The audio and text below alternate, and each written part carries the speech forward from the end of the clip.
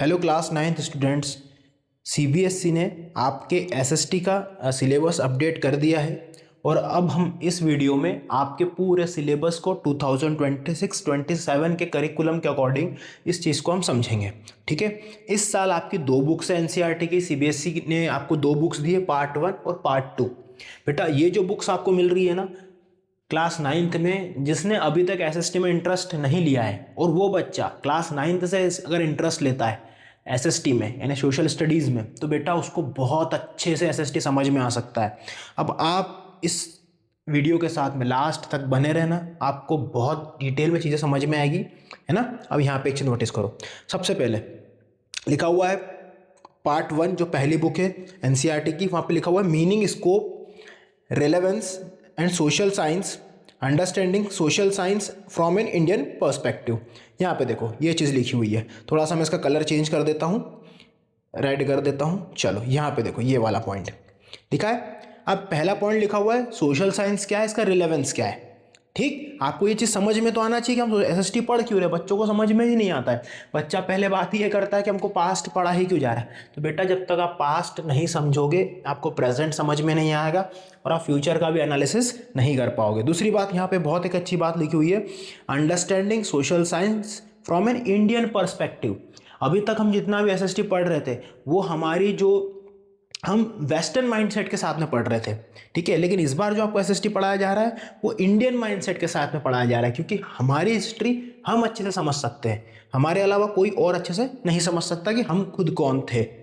ठीक है, अब हम नेक्स्ट पॉइंट पे आते हैं, shaping of the earth surface. ये आपके ज्योग्राफी से रिलेटेड टॉपिक है। हाँ, इस बार बेटा ये चीज़ ध्यान रखना कि हिस्ट्री की, सिविक्स की, ज्योग्राफी की बुक्स अलग अलग नहीं है, एक ही बुक है, उसी में मिक्स चैप्टर है। आपको मतलब दो बुक्स मिलेगी, पार्ट 1 पार्ट 2, उसी में है, मिक्स है। ठीक है, अब यहाँ देखो, theory of plates, tectonics, interior of earth, role of weathering, erosion agents, gradation, rivers, waves, current, wind, glaciers and understand underground water. देखो बेटा ये वाला जो टॉपिक है ना, बहुत अच्छे से पढ़ना, क्योंकि जब जिस बच्चे को ज्योग्राफी समझ में नहीं आती ना, वो बच्चा कभी भी कल्चर को अच्छे से समझ नहीं सकता। बिकॉज कल्चर जो होता है ना वो ज्योग्राफी पे डिपेंड करता है।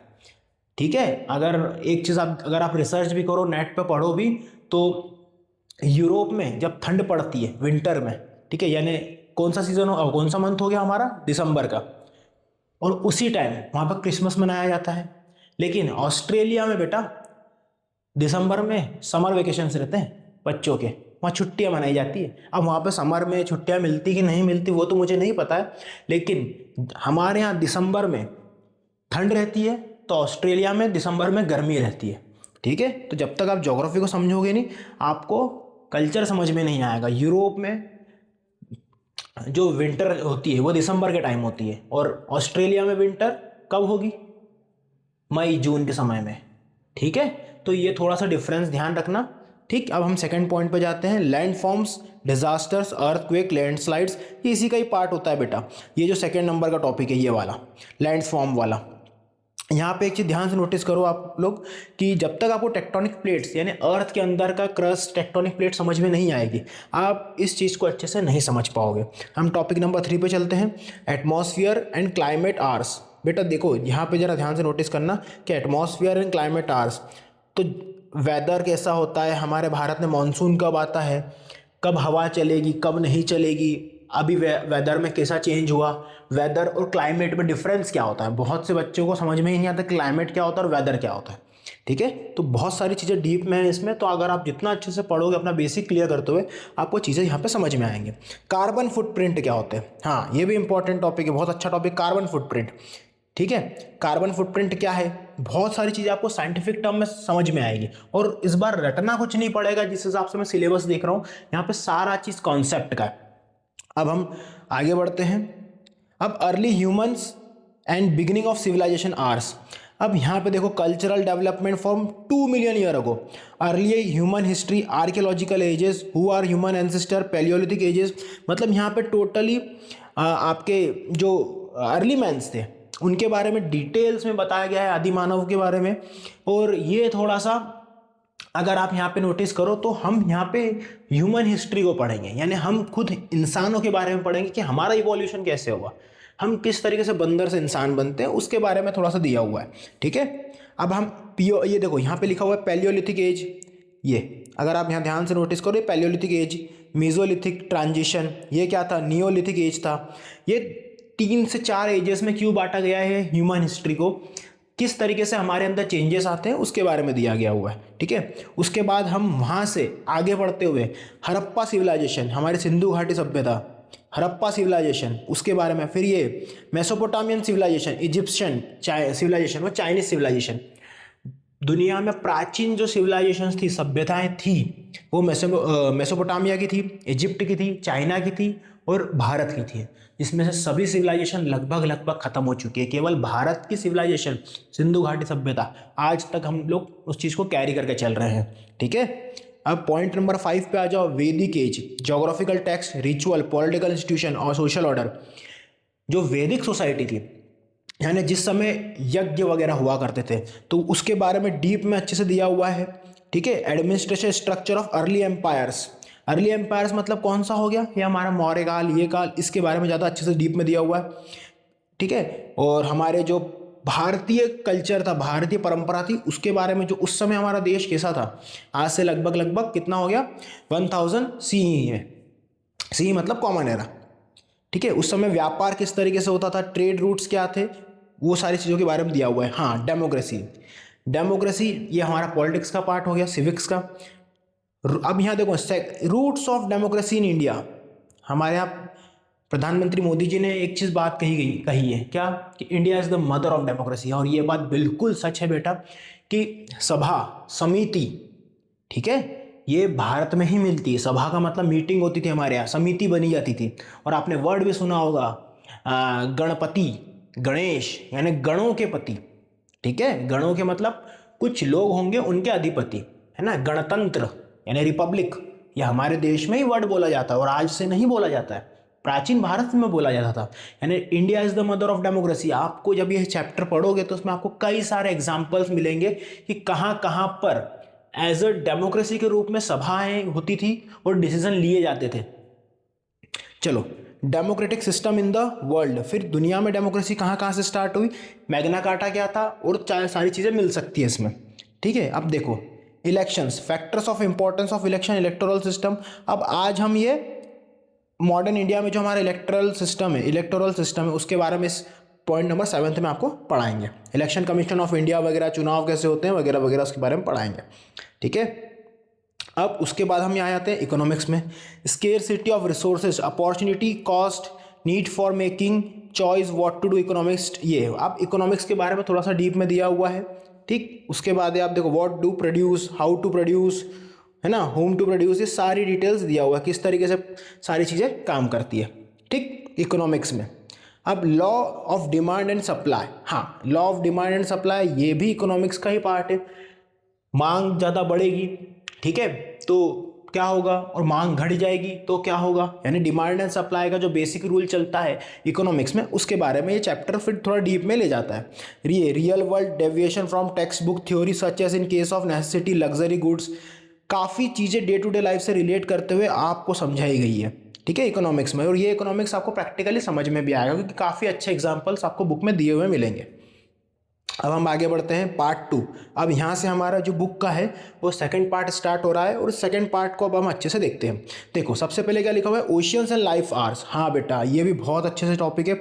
ओशियनोग्राफी, ओशियनोग्राफी मतलब हम ओशन, समुद्र के अंदर की जो चीज़ें हैं, समुद्र किस तरीके से काम करता है, समुद्र क्या होता है। यहाँ देखो, introduction to ocean relief, movement of ocean water, waves, tides, currents, marine resources and their significance, open sea navigation, fishing, livelihood, concern and challenges. हम पूरी तरीके से समुद्र के बारे में डीप में समझेंगे इस चैप्टर में, कि समुद्र के अंदर किस तरीके से जीवन होता है, साइक्लोन किस तरीके से आते हैं। और अगर आपने इस चैप्टर को अच्छे से समझ लिया तो आपको समझ में आ जाएगा कि मुंबई का जो ज्योग्राफी वो कैसी है। ठीक है, समुद्र किनारे जो शहर बसे हुए बड़े बड़े, वो क्यों बसे हुए हैं, बहुत अच्छे से समझ में आएगी चीज़ें आपको। साइक्लोन किस तरीके से आते हैं, सुनामी वगैरह क्या होता है, international marine rules, maritime rules क्या होते हैं। हाँ, ये भी आपको समझ में आना चाहिए कि विश्व में मैरीटाइम रूल्स किस तरीके से काम करते हैं। ठीक है, हमारे लैंड बॉर्डर्स तो डिफाइन है, ठीक है, आपको समझ में आता कि ये जमीन का हिस्सा है, यहां से हमने लाइन खींच दी तो इतना हिंदुस्तान हो गया और उतना दूसरा देश हो गया। तो समुद्र में कैसे बॉर्डर डिसाइड किए जाते हैं, ठीक है, काफ़ी सारी चीज़ें होती हैं उसमें भी। चलो सेकंड पार्ट पे हम आते हैं। सेकंड चीज़ क्या है, second point, life on earth. तो क्या बोला है, distribution characteristic of biosphere reserves, forest के बारे में, प्रॉपर नेचर के बारे में बताया गया है। बायोस्फीयर रिजर्व्स क्या होते हैं, है ना, प्रॉपर हम यहाँ पे एक चीज़ को नोटिस करने की, जमीन के ऊपर जीवन किस तरीके से होता है, पानी के अंदर किस तरीके से होता है, हवा में किस तरीके से होता है, ठीक है, ये काफ़ी सारी चीज़ें आपको इसमें डीप में समझ में आएगी। आगे बढ़े तो बायोस्फीयर क्या होता है, ये आपने क्लास 7th वगैरह में पढ़ा था। फिर आप और उसी का एडवांस थोड़ा सा डीप में ये होगा। अब उसके बाद हम बात करते हैं, ये देखो क्या लिखा हुआ है, safeguarding sovereignty, resistance alliance and confederacies, development of art, architecture, language and literature, the bhakti tradition, forts and fortification, expansion of Indian economy and state.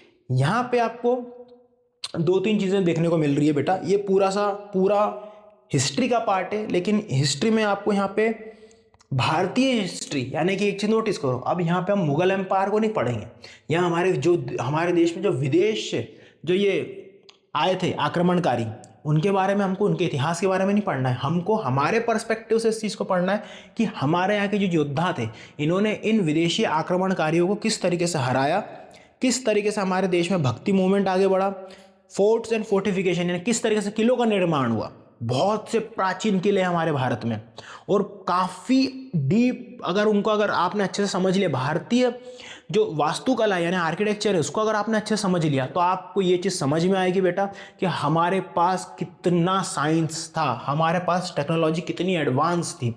काफ़ी सारी चीज़ें आपको समझ में आएगा कि यार फिजिक्स तो कहीं ना कहीं इस किलों में दिखता है, साफ साफ केमिस्ट्री दिखती है, क्योंकि सीमेंट तो आज है ना, तो और आज हम ये सीमेंट की दीवारें बनाते कितने साल चल जाते हैं हमारे घर, लेकिन पुराने किले 1000 साल पुराने किले आज तक टिके हुए हैं, कैसे उन बड़े बड़े पत्थरों को जोड़ा जाता था। ठीक है, काफ़ी सारी चीज़ें इसके बारे में बताया गया इसमें। उसके बाद देखो पार्ट 4 में क्या हुआ है, trade and commerce, trade with Mesopotamia, Greece, Roman empire, China and South East Asia, cultural connection, interaction with Greece, Rome, Central Asia, China, influence on South East Asia.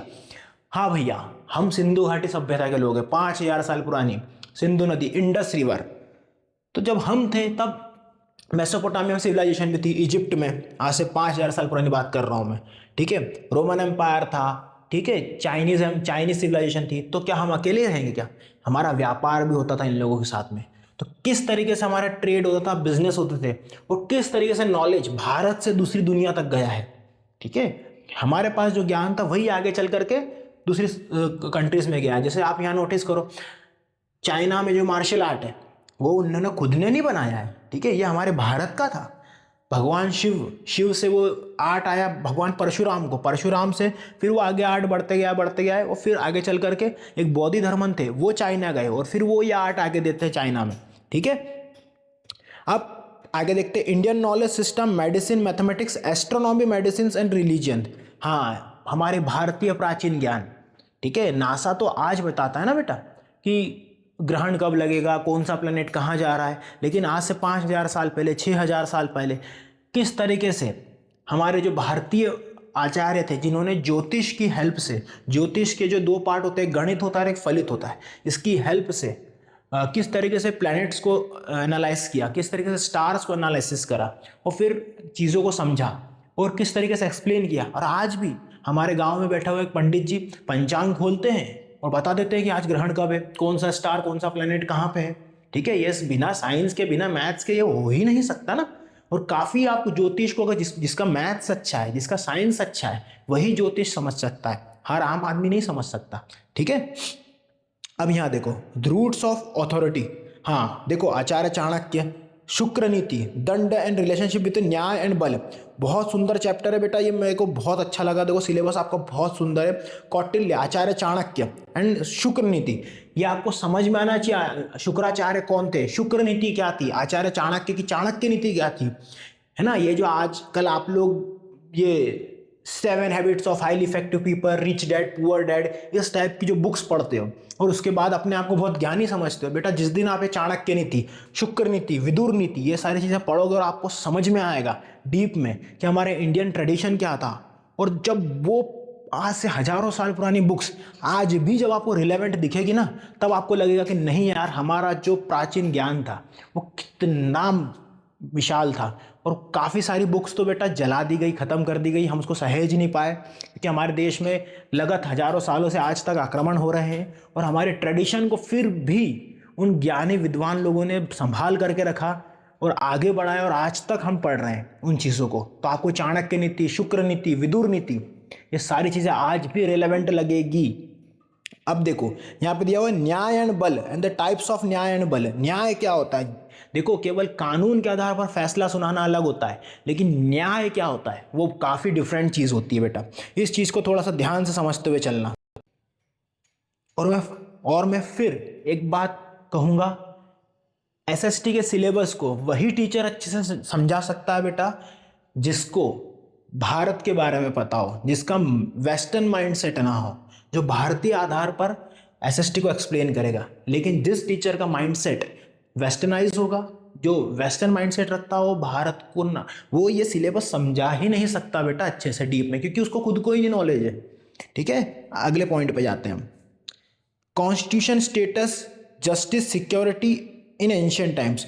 Bharat में किस तरीके से हमारे पास संविधान होता था, उस समय की व्यवस्थाएं कैसी होती थी, उस समय न्याय किस तरीके से दिया जाता था, यानी सम्राट विक्रमादित्य के समय न्याय किस तरीके से दिया जाता था, उसकी काफ़ी सारी कहानियां, जातक कथाएं हमारे पास अवेलेबल है। उसमें किस तरीके से डिसीजन दिए जाते थे उसके बारे में एक्सप्लेन किया गया। Link the role of citizen with election and democratic institution. अब फिर जब हम भारत को समझ गए, अब हम आएंगे मॉडर्न इंडिया में। ठीक है, अब फिर आप समझ पाओगे कि हमारे यहाँ किस तरीके से न्याय दिया गया है। पहले देखो, आपको मैं एक और चीज़ बताता हूँ। पहले हमारे भारत में बोला जाता था कानून अंधा है। ठीक है, क्यों बोला जाता था? क्योंकि हमारे पास जो फिलॉसफी थी जस्टिस देने की, ये हम लोगों ने बाहर से ली थी, वेस्टर्न कल्चर से ली थी। ठीक है, उसमें भी एक अलग कहानी है उसकी, जिसमें एक महिला खड़ी है, हाथ में तराजू है, उसके आंखों में पट्टी बंधी हुई है। लेकिन अब वो सिस्टम हमने हटा दिया है। अब एक भारतीय महिला है जिसने साड़ी पहनी हुई है, हाथ में संविधान है, और अब हाथ में संविधान है तो क्या हुआ, और उसकी आंखों पे पट्टी नहीं बंधी हुई है, आंखें खुली है, यानी न्याय पूर्ण रूप से होगा, अच्छे से होगा, और गलत किसी के साथ में नहीं होगा। ठीक है, ये भारतीय संविधान यानी पहले, अब जो आई है भारतीय न्याय संहिता। ठीक है, पहले आईपीसी सीआरपीसी चलती थी, अब क्या चल रही है? भारतीय न्याय संहिता, बीएनएस। पहले जो कानून अभी तक हमारे देश में चल रहे थे ना बेटा, वो अंग्रेजों के समय के थे, वही कानून हम अभी तक आगे बढ़ा रहे थे। ठीक, अब हम आगे देखते हैं इस चीज़ को। अब यहाँ देखो, फ्रॉम आइडियाज टू स्टार्टअप, बहुत अच्छी चीज़ है ना। अब हमारा माइंडसेट भी देखो, एक चीज़ समझो, हमको ब्रिटिशर्स ने सिखा दिया, हमको इंग्लिश एजुकेशन सिस्टम दिया क्यों था? ताकि हम नौकर बने। ठीक है, नौकर बने और काम करें, किसका लिए? अंग्रेजों के लिए। ठीक है, लेकिन जो हमारे पास प्राचीन ज्ञान था, जब भारत विश्व गुरु भी था और जब भारत विश्व महाशक्ति भी था, तब हमारे देश में गवर्नमेंट जॉब्स नहीं थी बेटा। उस समय हर व्यक्ति व्यापार करता था, हर किसी को अपने पास उसका खुद का काम था। ठीक है, तो कैसे हुआ? हमको हमारे हाथों में कला थी, हमारे यहाँ का जो गुड्स, हमारे यहाँ के जो साड़ियाँ हैं, हमारे यहाँ के हैंडलूम से वो विदेशों तक जाते थे, दूसरी दुनिया, मतलब सॉरी माफ़ करिएगा, यूरोप, चाइना, हर जगह जाते थे। और चाइना के तो एक डिप्लोमेट है, उन्होंने कहा था बेटा कि भारत ने चाइना के ऊपर 1000 सालों तक राज किया, वो भी बिना एक सैनिक भेजे। बिकॉज चाइना जब बुद्धिस्ट कंट्री था ना, तो बुद्धिज्म हमारे यहाँ से ही चाइना में गया था, सम्राट अशोक के समय में। ठीक है, हमारे यहाँ से काफ़ी चीज़ें वहाँ पे गई है। पश्मीना शॉल के बारे में आपने सुना होगा, अंगूठी से बाहर निकल जाती है पूरी की पूरी शॉल। ठीक है, काफ़ी सारे कला थी हमारे यहाँ, लेकिन सब अब खत्म होती जा रही है, क्योंकि हमारे माइंडसेट ही ऐसा हो गया कि हम इन्फ्लुएंस हो चुके हैं उन लोगों से। अब हम थोड़ा सा और आगे बढ़ते हैं, और देखो यहाँ लिखा हो case studies of successful entrepreneurs. हाँ, किस तरीके से जीरो लेवल से बिजनेस स्टार्ट किया जाता है और आगे बढ़ा जाता है। ठीक है, क्रिएटिव डिस्ट्रक्शन विथ एग्जाम्पल्स, बहुत अच्छी चीज़ है, बहुत मज़ा आएगा। एमएसएमई क्या होता है? Medium, micro, small and medium entrepreneur, क्या बोलेंगे इसका फुल फॉर्म? माइक्रो, हाँ ये दिया हुआ है, micro, small and medium enterprises. हाँ, इसके बारे में दिया हुआ है। एमएसएमई सेक्टर, ये जो होता है गवर्नमेंट ऑफ इंडिया के अंडर में होता है, और फिर आपको सारी चीज़ें डीप में पता चलेगी, छोटे छोटे कारखाने किस तरीके से काम करते हैं, गवर्नमेंट किस तरीके से हेल्प करती है इन सभी बिजनेसेस को। ठीक है, तो ये आपको समझ में आएगा। उसके बाद हम यहाँ पे देखो, सबसे अच्छा चैप्टर में कोई एक चीज़ लगी हुई, smart ways to manage your finances.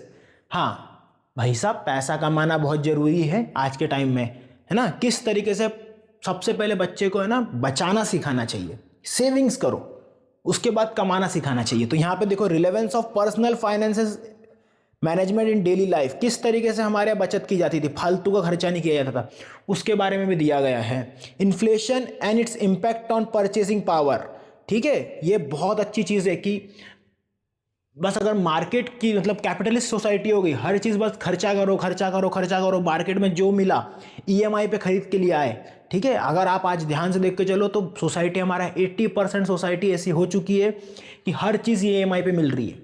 लोग किराए के घर में रह रहे हैं लेकिन बाइक इतनी आलीशान चला रहे हैं। बहुत सारे लोगों को, बच्चों लड़कों को आपने देखा होगा ना, जो महंगी महंगी बाइक्स चला रहे हैं, और देखोगे तो उनको क्या है, घर में घर भी नहीं है, किराए के मकान में रह रहे हैं, ठीक है। मोबाइल्स ईएमआई पे लेकर के आ रहे हैं, जेब में पैसा नहीं, आमदनी अट्ठन्नी और खर्चा रुपया, तो फिर प्रॉब्लम्स जाएगी। तो किस तरीके से इन्फ्लेशन, महंगाई के बारे में, सिंपल वर्सेस कंपाउंड इंटरेस्ट के बारे में समझाया गया है आपको।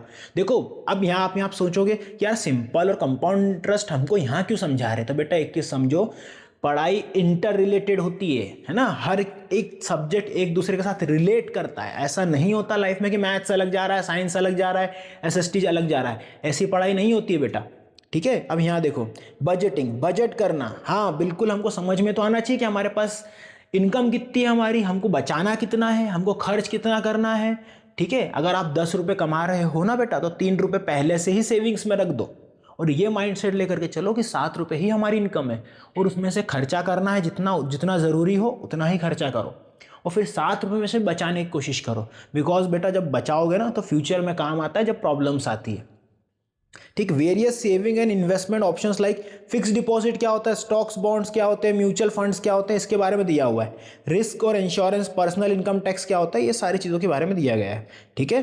तो आपको ये बेटा बहुत अच्छे से समझ में आया होगा सिलेबस। और हाँ, ये इंटरनल असेसमेंट के जो 20 मार्क्स हैं, ये पीरियोडिक असेसमेंट टेस्ट जो आपके जो टेस्ट होते हैं आपके बीच बीच में एग्ज़ाम्स के बीच में, उसके बाद जो ये सब्जेक्ट एनरिचमेंट एक्टिविटी, पोर्टफोलियो वगैरह, तो आपको ही पता है बेटा कि 10 नंबर तो आपके ये पीए से टेस्ट से निकल जाते हैं, और बचा क्या 10 नंबर। तो टीचर शक्ल लेके तिलक लगाती है कि जो उनका फेवरेट बच्चा होगा उसको मार्क्स ज़्यादा मिलेंगे। तो सोशल साइंस की पार्ट 1 और पार्ट 2 दो बुक्स हैं एनसीईआरटी की। 2026-27 से ये सिलेबस लागू हो जाएगा। मार्केट में बुक्स तो अभी तक आई है या नहीं आई है उसका आइडिया नहीं है। तो आई होप आपको मज़ा आया होगा और समझ में आया होगा।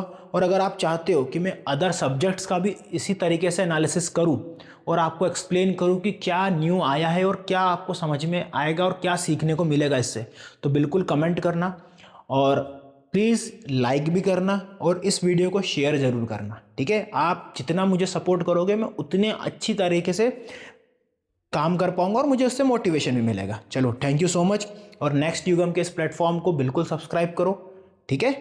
चलो बच्चों, बाय।